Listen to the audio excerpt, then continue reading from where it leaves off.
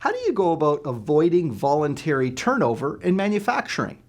I'm Greg Schinkel, President of Unique Training and Development and Frontline Leadership Systems, and today we've got to address this issue of voluntary turnover. Now, the myth, of course, is that people are lazy, especially younger people. They don't want to work anymore. They especially don't want to work in a difficult operating or production environment. And the reality is voluntary turnover reached 27% in the year 2021. So we had a lot of people quitting. Now, the problem is, of course, supervisors start to believe that young people can't produce. And we had one group of supervisors on a break in our course, and we had just finished talking about motivating and engaging multiple generations, and they were having this debate amongst themselves. 3 of the supervisors out of 4 were saying, yeah, young guys are lazy, they don't want to come to work. When they are at work, they want to do the bare minimum. And one of the 4, who is the minority representative of the good side in that argument, said, oh no, my young guys, they do want to produce, and it's actually my seasoned guys I have trouble getting to work harder because they've been around longer, higher seniority, higher terms of service and length of service. So they were having this debate, but the one guy believed that the young people were willing to work, and as a result, the absenteeism in his department was lower and his productivity was higher. So think about that 3 of the supervisors thought young people are lazy and won't work, and 1 actually held out hope that they could be productive. So I've got 3 tips for you on how to go about avoiding voluntary turnover in manufacturing.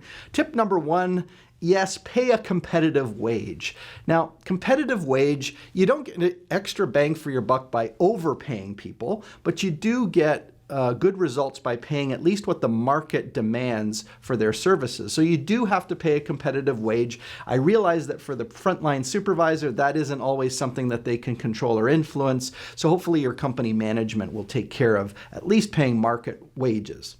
Number 2, though, and you get involved in this one, is onboard enthusiastically. Here's the thing, if you have voluntary turnover, sometimes the manager, the HR team, or the production supervisor starts to give up hope that people are going to stay, and that starts to show in the onboarding. So onboard people, welcome them in, make them feel good about the choice that they made to come and join your company. Because let's face it, you're worried about them leaving, but they're also worried that they've made the right choice or the wrong choice in terms of their employment. So let's make sure that they come away with a positive first impression and feel equipped to do the job well. And that brings me to tip number 3, which is to train and coach. Now, train and coach means you need to give them the skills that they need to perform and meet your expectations.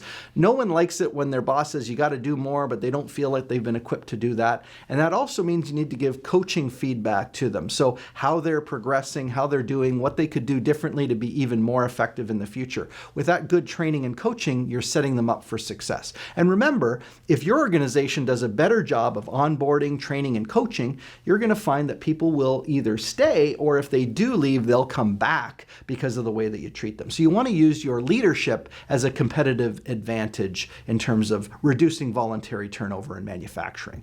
Now, once you've done all that, of course, you're going to need to work on other leadership skills, and that's where our Frontline Leadership Program comes in. Whether you have us go on site to deliver the training exclusively for your team, or you have us do it through our state-of-the-art virtual training studio, we're here to meet those challenges. And now there's a third way that you can access it, because sometimes sending people to training or arranging training is just too difficult with the number of people that need it or the shift schedule that they're on. And so we've created the Frontline Leadership On Demand program, and that allows people to go through a self-paced process where they still get access to our world-leading leadership training, but then they get to apply that on their own pace over a period of time. You can check out all of the course offerings that we have on our website at uniquedevelopment.com, and why not engage with us on one of the many social media platforms that we are active on. No matter what it takes, we'd like to partner with you for leadership excellence.